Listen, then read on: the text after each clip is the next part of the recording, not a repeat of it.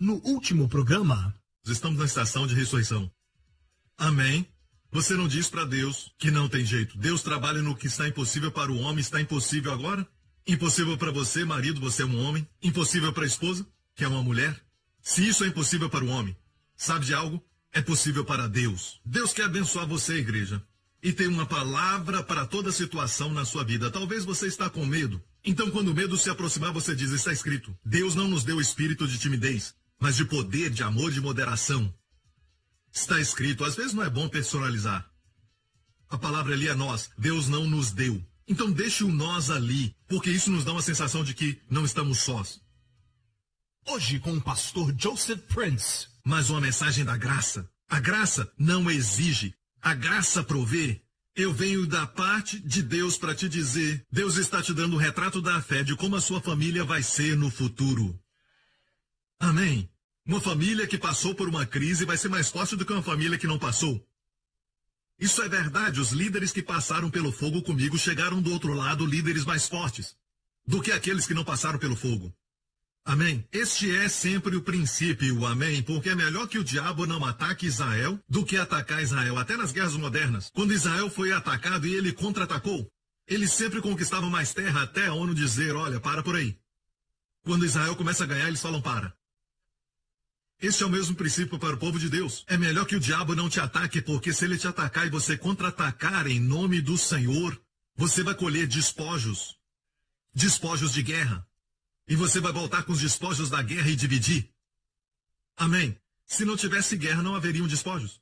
Não haveria ouro e prata. Você não recolheria essas coisas e, de fato, com os despojos, Davi construiu. O templo de Salomão, eu sei que Salomão foi quem construiu, mas Davi foi quem supriu. E Davi claramente disse foram os despojos da guerra. Então ele teve muitas guerras. Quando a luta se levantar contra você, olhe para os despojos. Amém?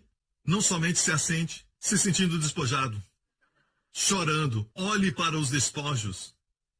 Amém? Os despojos da guerra. Aleluia! Toda batalha, toda batalha, toda batalha. Glória a Deus.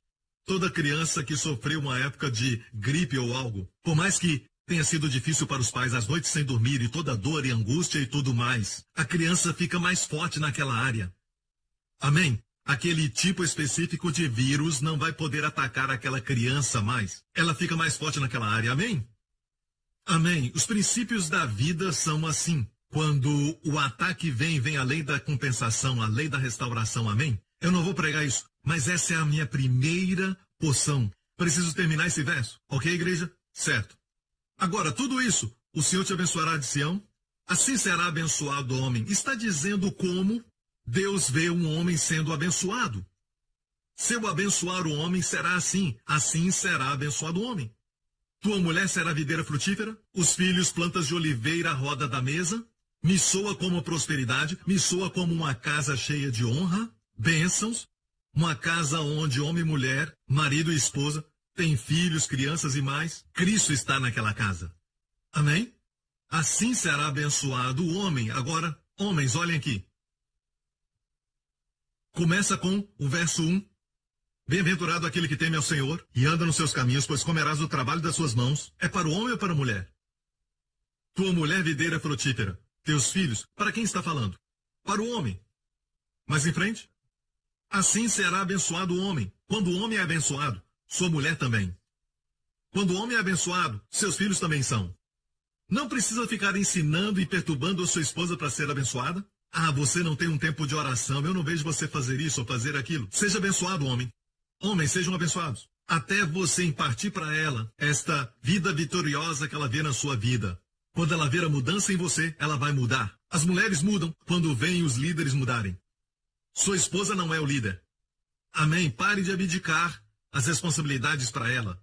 Amém. Ela vai tomar isso. As mulheres fazem isso. Glória a Deus.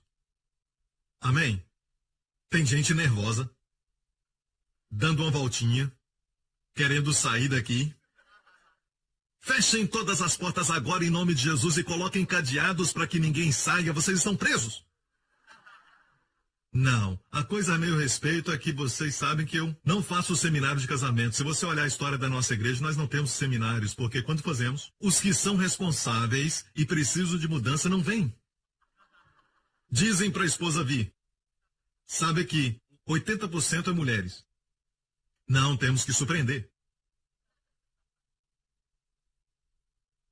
Você não está preso, mas agora pode ir embora, você já ouviu. Isso é sabedoria. Então, a Bíblia diz que quando o homem é abençoado, seus filhos também são. Quando ele é abençoado, a sua casa também é. Deus coloca esse peso sobre o homem. Amém. Está me ouvindo? Para mim isso é muito bom. São boas novas. Quando algo dá errado, certo? Eu não culpo a minha esposa, eu não culpo, sabe, o meu irmão mais velho ou minha irmã mais velha, eu não culpo os meus filhos também. Eu culpo a mim mesmo. Que exemplo que eu dei, sabe? Quem ensinou isso para eles? Pode assistir esse tipo de filme. O que praticamos dentro da nossa casa? As coisas estão jogadas. Culpe a si mesmo primeiro, não culpe os outros. E Deus então vai estar com você, porque Deus está do lado de justificar aqueles que assumem sua culpa. Deus não justifica os inculpáveis. Deus justifica aqueles que estão sem Ele. Então, não há problema assumir isso, ser um homem. Amém? Como um grande homem já disse, ser masculino é por nascimento. Ser um homem é questão de escolha. Irmãos, é questão de escolha. Seja um homem, amém?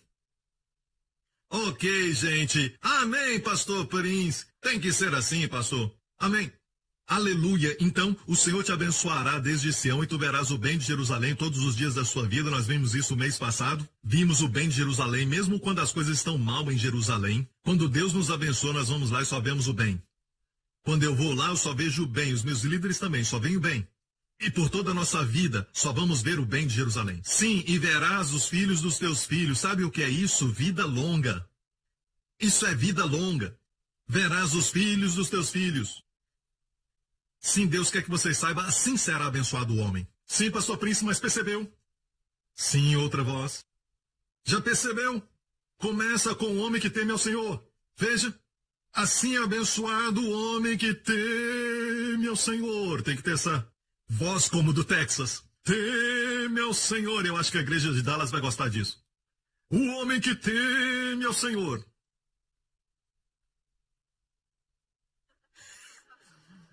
Olha o primeiro verso. Bem-aventurado o homem que teme ao Senhor e anda nos seus caminhos. É para aquele que teme ao Senhor, pastor Prince, e sabe de algo. As pessoas não temem mais a Deus. Deixe-me falar isso para você. Eu entendo o que você está dizendo sobre temer ao Senhor. Uma vez eu ministrei sobre o temor do Senhor. Verso por verso por verso, foi muito bem explicado. Falei de todos os versos e posso dizer isso. Não há nenhuma característica no Antigo Testamento, nem uma delas, que traz mais bênçãos do que o temor do Senhor. Então eu definitivamente quero ser uma pessoa que teme ao Senhor. Mas eu não posso estar falando ou até permitir o tipo de temor do Senhor que é ensinado, que deixa uma impressão ruim nas pessoas. Este não é o temor do Senhor. Porque, deixe-me explicar o temor do Senhor. No Antigo Testamento e até no princípio do ministério de Jesus aqui na terra, antes de morrer e ressuscitar. O temor do Senhor pode ser o temor do Senhor que Deus quer que nós o tenhamos, de maneira certa para reverenciá-lo, mas também tem outro medo quando estamos com medo de Deus. Agora, hoje nos ensinamentos eles não querem saber qual é qual. Não dá para fazer isso. Essas são canções de degraus. Esta canção é do Salmo 128. Deus nunca vai falar para você temê-lo se não explicá-lo antes. Você quer a explicação de Deus em como temê-lo? Lembre-se que a Bíblia sempre interpreta a Bíblia. Lembre-se deste princípio. A Bíblia, a Escritura, interpreta a Escritura.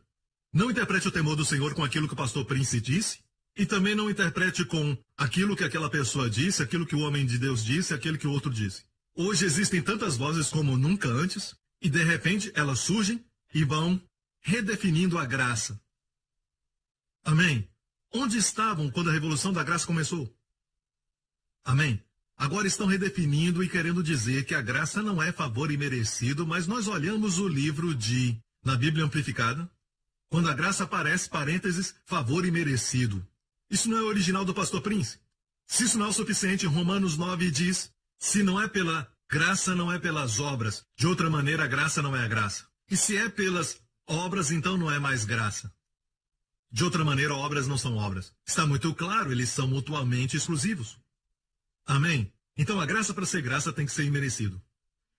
Amém, igreja? Então Deus nunca vai falar para você temê-lo sem antes ensinar como temer. Está no Salmo 128, certo? Canção de degraus. Vamos pular 2 salmos. Salmo 130, isso aí, Salmo 130. Diz bem assim, Salmo de Davi. Davi falando com o Senhor: se tu, Senhor, observares as iniquidades. Observar aqui é como um contador que faz um cálculo dos itens. Se Deus observa as iniquidades, olha o que você fez. Você pensou mal do pastor Prince, sim, agora mesmo. Tic. Olha o que você fez. Você pensou mal do pastor Lawrence. Tic. É sempre contra os pastores. Olha aí, pensando naquele frango assado de novo, durante o culto, em vez de concentrar em Deus. Tic. Olha aí, dormindo de novo. Tic.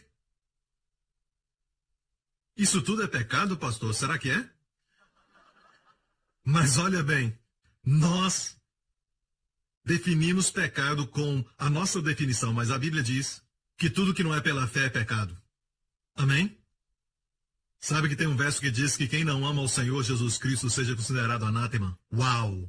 Seja maldito. É um texto maravilhoso da Escritura que fala para nós que tem pessoas que podem vir à igreja o tempo todo e ainda viverem debaixo de uma nuvem. Sabe, porque não amam o Senhor Jesus. Eles não amam o Senhor Jesus porque o amor de Jesus não foi revelado a eles. Então, amigo, ouça. A Bíblia diz que se Deus observar todas as iniquidades, Davi mesmo disse, quem subsistirá? Quem subsistirá? Se observares as iniquidades, Senhor, quem subsistirá? Mas contigo está o perdão, para que sejas temido. Agora mastigue isso por um tempo. É o oposto de Deus observando todas as iniquidades. Se Deus fizesse isso, ninguém aqui, nem o pregador, subsistiria. Mas contigo está o perdão. E olha o resultado, para que sejas temido. É raro ouvir essa mensagem. E está somente a 2 salmos depois do bendito homem que teme ao Senhor. Então eu quero saber como temer ao Senhor. Primeiro precisamos saber que esse Senhor desceu do céu e morreu na cruz pelos nossos pecados. É o quanto Ele nos ama. Ele abriu os seus braços. Ele não teve que morrer, não foi assassinado. Jesus mesmo disse, este mandamento eu recebi do meu Pai. Eu tenho poder para entregar minha vida e tenho poder para tomá-la de volta. Isto eu recebi do meu Pai. Ninguém podia matá-lo. De fato, na cruz, a maneira que ele morreu foi tremenda. Alguns morrem primeiro e a sua cabeça cai. Jesus reclinou sua cabeça e deu o último suspiro. Certo? Ele entregou sua vida. Por quê? Para quem? Qual propósito? Ele não foi capturado contra a sua vontade. A Bíblia diz que quando foram capturá-lo, todas aquelas pessoas com varas e espadas e disseram, procuramos por Jesus de Nazaré, ele se aproximou. Ele disse 2 palavras, eu sou. E esse era o Deus do Antigo Testamento da sarça ardente, quando Moisés perguntou, quem és tu? Quem eu vou dizer que me enviou para todos os filhos de Israel? Perguntou para ele na sarça ardente, Deus disse, eu sou o que sou. Jesus disse, eu sou. E aqueles soldados fortes, todos eles caíram. O cativo manteve todos eles cativos no chão. E era decisão deles se eles podiam levantar. Ele não foi capturado, ele entregou sua vida. Uma certa vez tentaram prendê-lo e lançá-lo de uma montanha. A Bíblia não diz que ele correu.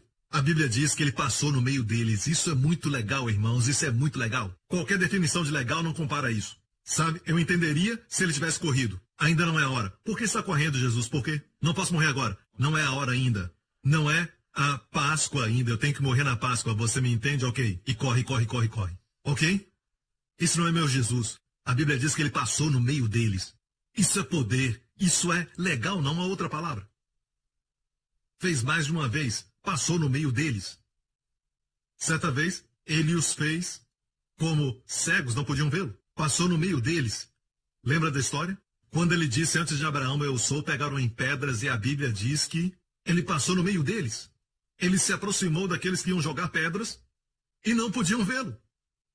Ele passou no meio deles, a Bíblia diz, e o próximo capítulo, muito lindo, na continuação. Ele passou no meio deles, ele viu um homem que era cego desde o ventre da sua mãe. E Jesus abriu seus olhos. Seu coração de amor não pode ser detido pela rejeição, pelas palavras faladas contra ele. Amém? Os que viam ficaram cegos por rejeitarem a graça, e os olhos dos cegos foram abertos. A mesma coisa com a mensagem da graça. Então, amigo, se pregarmos o perdão dos pecados, as pessoas vão mudar. Então vai nascer um temor de reverência ao Senhor. É um temor que nasce em saber do preço que Jesus pagou, e você não quer entristecê-lo. Na verdade, dói o coração. É mais fácil para mim pecar contra 2 pedaços de pedra dos 10 mandamentos. Mas pecar contra o Salvador, que me ama, que cuida de mim, que derramou óleo e vinho nas minhas feridas. Quando me perco, ele deixa 99 para me encontrar. É difícil pregar contra um Salvador amável. Sabe, as pessoas brigam por causa da lei. Eu digo, pregue Jesus. Exalte a Jesus. E as pessoas virão a ele, amém? Então, o temor do Senhor não é essa questão de temer ao Senhor, como eu tenho medo de cachorros, eu tenho medo de serpentes. Tenho medo de Deus. Quem você pensa que Deus é? Pastor Prince, não importa porque quantas pessoas têm medo de Deus. Eles têm medo de Deus. Sim, importa, amigo. Porque a Bíblia é muito clara. É um espírito de escravidão. Romanos 8. Certo? Pois não recebeste o espírito de escravidão para estardes em temor, mas recebeste o espírito de adoção de filhos. A Bíblia diz adoção de filhos, pelo qual clamamos, Abba, Pai. Não recebeste o espírito de escravidão para outra vez temerdes. Olha a palavra outra vez. Agora, alguns usam esse verso, certo, para todos os tipos de medo. Alguns usam até para medo, por exemplo, como medo da sogra, medo de cachorro, medo de gato, medo de serpente, medo disso, daquilo, daquele outro, medo de perder alguém que ama, medo de perder dinheiro, seja o que for, certo? Deus quer que vençamos todos os tipos de medos, mas não podemos usar esse verso, porque esse verso está falando de um relacionamento com Deus. No contexto, aqui diz, não recebeste o espírito de escravidão para outra vez estar em temor. Está falando para o povo judeu. Especialmente nesse ponto aqui, está falando para os judeus, mas todo o livro é para nós, judeus e gentios. Mas está dizendo, uma certa vez tivemos esse tipo de medo de Deus, um espírito de doulos, escravidão ali, o espírito de doulos, o espírito de escravidão, certo? Espírito de escravidão para com Deus, e nós viemos a Deus, e temos medo dele. Lembre-se isso, pais. Vocês querem que os seus filhos honrem vocês, vocês não querem que eles tenham medo de vocês. Porque o medo é apenas um passo antes do ódio. Crianças vão sempre odiar a pessoa que eles temem. Se for professor, vai ser então uma vítima do ódio delas. Desgosto, desonra. Amém? E alguns acham que por mostrarem temor, vão demonstrar uma energia de autoridade. Meu amigo, real autoridade as crianças seguem. Amém. Por isso eles vão aos cinemas, porque estão procurando um super-herói, um super-homem, sabe? Quando na verdade Jesus é melhor do que todos eles. Já percebeu que até os super-heróis, o melhor deles, super-homem, que para mim é o melhor, o original, certo? E não dá para melhorá-lo porque não tem como melhorar os evangelhos. O Pai enviou o Filho com poderes especiais à Terra, certo? Viveu como um homem normal, usando óculos, como um repórter. Ele se apaixonou por uma garota. Amém? Mas quando havia problema, ele operava como homem, no poder de um homem, um super-homem. E sem dúvida, com certeza, até super-homem morre. Certo? Estou certo. Mas eu te garanto que vai haver uma ressurreição. Certo? Então, só quero te perguntar, de onde saiu essa história? E hoje as crianças correm para assistir. Muitas das histórias de super-heróis, muitas delas foram tiradas do Evangelho. Amém? As mulheres ainda são atraídas ao romance, nos filmes e na televisão, quando um herói entrega a sua vida, entrega o seu orgulho, entrega tudo para salvar a garota. Isso conquista todas elas. Mas e o herói dos heróis que entregou a sua vida para nos salvar eternamente? Sua noiva, sua amável noiva, sua linda noiva. E ele a mantém sem mancha nem mácula, e quando fala com ela, nunca a faz sentir suja, nunca a faz sentir velha. E a Bíblia diz que isso quer dizer que ele a lavou pela água para apresentá-la sem mácula e nem ruga. Sem mácula quer dizer que ela não está suja, e sem ruga quer dizer que ela não é velha para falar com ele. Aleluia! Mas pastor, eu ainda tenho muito para caminhar, eu tenho muito para caminhar. Quando eu olho para minha esposa, eu fico nervoso. Você casou comigo. De manhã, pastor Prince. Ok. O que é impossível para o homem é possível para Deus. Deus pode te ajudar, ok? Eu disse Deus pode te ajudar, ok? Amém, igreja? Certo, temor do Senhor.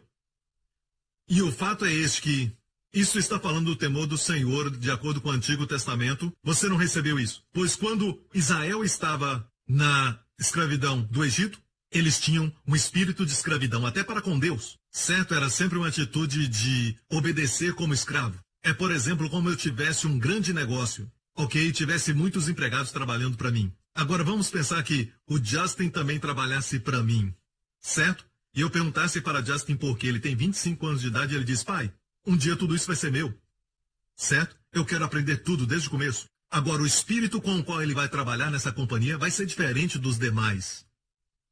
Você entende? E quando ele ver uma sujeira no chão, ele vai pegar porque é algo pessoal. E nenhum empregado faria isso. Quando deixarem a luz acesa depois que saírem, ele vai apagar. Porque ele é meu filho e o nome da companhia é Joseph e Filhos. Eu falei plural? Uou, Wendy, vigia, é profético, aleluia! Essa mulher nem sabe o que está acontecendo. Glória a Deus. Então, certo? Agora chegamos a alguns que dizem, e sobre o temor do Senhor. E sabemos que Jesus no deserto, Mateus capítulo 4, Jesus disse, para trás de mim, Satanás, porque está escrito. Porque Satanás tinha dito, tudo isso eu te darei se me adorares. Para trás de mim, Satanás, porque está escrito, adorarás ao Senhor teu Deus somente, e só a ele servirás. Tu o quê? Adorarás. Certo? E você sabe que todos esses versos que ele citou são de Deuteronômio, certo? E isso é de Deuteronômio capítulo 6. Temerás ao Senhor teu Deus e o servirás. Temer? Sob a lei é chamado temor, mas Jesus definiu temor. Por isso tem alguns definindo o temor como um temor reverencial ou temor à pessoa de Deus ou aos seus atributos. Tudo bem, eu não tenho problema com isso, mas eu prefiro a definição de Jesus. Jesus, ao invés de dizer temerás ao Senhor, que é o verso de onde ele extraiu isso, por falar nisso, quando te perguntarem, por que ele mudou o verso? Te falo isso. Sabe quem escreveu isso? Ele. Jesus escreveu isso e definiu o que é o temor. Então, o autor deve definir. Não deixe os outros definirem. Mas o escritor? O escritor então diz em Mateus, temor é adorar o Senhor Deus. Adorar. Eu disse adorar, que vem da palavra ação de adorar. Porque ele é digno. Pelo valor da sua presença. Ação de adorar. Davi sabia sobre a sua presença. Ele viveu numa época quando o Espírito Santo vinha e depois o Espírito saía. O Espírito Santo vinha e Davi fazia maravilhas, sabe? Matou Golias, fez coisas tremendas. Mas quando Davi pecou, o Espírito Santo saiu. Por isso ele orou uma vez, depois de ter pecado. Não retires de mim o teu Espírito. Por favor, Senhor, faça o que quiser. Mas não retire de mim o teu Espírito. Ele valorizava a presença do Senhor. Ele sabia, como um pastor ele não era nada, mas porque ele foi ungido e o Espírito Santo veio, ele se tornou algo. Todos vocês, todos nós, lembremos disso. O Espírito está conosco, nunca nos deixa, mas se entristece, ele se entristece. Vamos viver de maneira a senti-lo, como regozijando dentro de nós. E ele veio para glorificar Jesus Cristo. Quando glorificamos a Jesus, trazemos glória ao seu nome, ele se alegra. Quando há uma decisão e ninguém vê a decisão que você está tomando, ninguém vai saber se você trapaceou. Ninguém vai saber. Mas o Espírito Santo sabe. E você diz, não, eu vou fazer dessa maneira. Amém? O Espírito lá dentro. Você o sente quando ele se entristece e quando ele se alegra. Amém? Amém? Como um homem famoso que eu conheci, que jogava golfe. E quando ele ia tocar na bola, e ele, na verdade, se aproximava da bola, mas não tocava na bola e ninguém podia ver isso. Mas ele falava que ele tinha feito. Isso aconteceu num grande torneio, anos atrás. De alguma forma, as câmeras não pegaram isso, mas ele havia tocado. Para mim é muito difícil quando eu, uma certa vez, peguei um livro e eu tirei e dei uma olhada, não achei interessante e eu coloquei de volta. E quando eu coloquei de volta, coloquei de um jeito que amassou algumas das páginas. Eu tirei e coloquei de volta da maneira correta e o senhor me disse, onde você vai? Eu disse, estou indo embora. E o senhor perguntou, e o livro? Eu não gostei dele.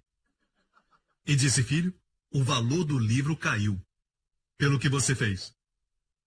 O valor do livro é mais importante do que honra? Bem, eu ainda tenho o livro lá em casa, mas eu nunca li. Glória a Deus. Eu ajudei na venda daquele livro, glória a Deus. Sabe, mas nunca li. Esse é o tipo de coisa que você não precisa contar por aí. Quando arranhei o carro de uma pessoa da última vez, sabe? Na garagem, eu dei ré. E foi no domingo, sabia? A culpa é sua. Eu quero culpar alguém e a culpa é de vocês. Então eu dei uma ré no meu carro e aquele barulho que é terrível aos ouvidos, sabe? E eu coloquei um recado e ninguém tinha visto.